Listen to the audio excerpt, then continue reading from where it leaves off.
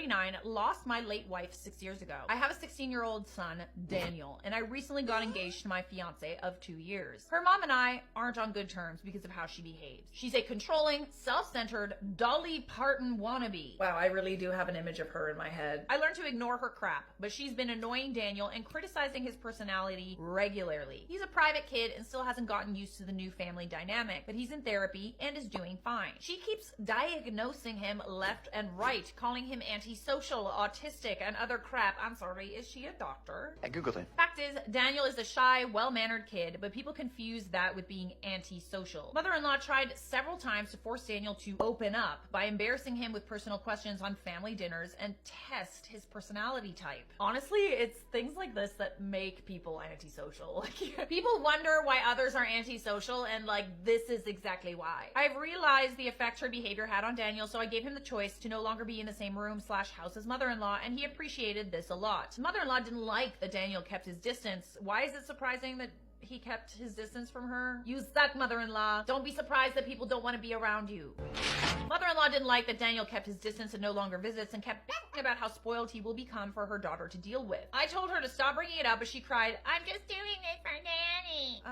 Okay. I mean, you sound like people are different, okay? If he's shy, he's shy. Maybe stop trying to change him and he'll want to hang out with you more. People. Last week, she visited unexpectedly, wanting to say hi to Daniel. After Daniel greeted her, he went into the bathroom and she went into the living room with my fiance. I was in my bedroom when Daniel came out and said his journal was gone. Not again. Oh, Hell no. seriously? We looked for it for a bit, but didn't find it. I asked my fiance who was alone in the kitchen, but didn't see it. I paused for a second to ask where my mother-in-law was. My fiance said in the living room, but I saw her coming down the stairs. I asked where she was. She said in the bathroom. I saw her purse in hand, so I bluntly asked if she took Daniel's journal. She looked offended and called for my fiance when I insisted to see inside her purse. Why? What you got in there?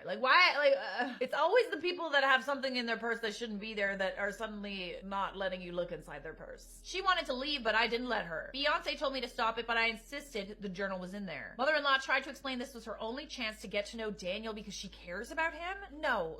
No. If you cared about him, you would let him have his private thoughts and life. That is a flat out invasion of privacy. He's not your son. And even if he was, you gotta let your kids kind of have their own stuff going on, especially a journal. I blew up at her and berated her for stealing from my son and told her she's banned from my house for the stunt she pulled. She argued with me, then left. My fiance apologized for her, but said banning her from the house was over the top. It's not. She not only stole, but she also doesn't respect his privacy. It backlashed, and I and father-in-law argued and hoped his daughter realized how freaking abusive I am and call off the wedding for refusing to apologize to mother-in-law. Fiance said her family won't come to the wedding until I reconcile with her mom and cancel the ban, but I won't let my son be disrespected in his own house and ask my fiance to understand. I'm refusing to reconcile, but I'm aware this could ruin my relationship with my in-laws, not just mother-in-law, and my fiance thinks I'm selfish to cause drama. Honey, I don't love this fiance for you. I'm telling you right now, this does not sound good. Again, maybe the mother-in-law does have good intentions. Maybe she does.